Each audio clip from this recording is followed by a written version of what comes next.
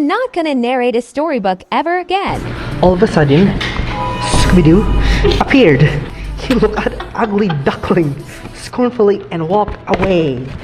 Oh, Granny, Ugly Duckling wandered around aimlessly until finally came to a farmhouse where a kind-hearted old lady took him in. The freaking teacher!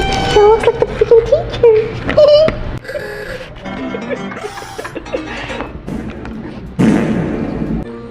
Autumn came, and all the leaves turned yellow just like your mom's teeth.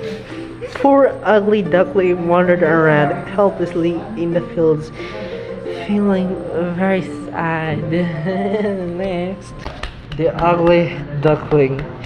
Thank you for listening.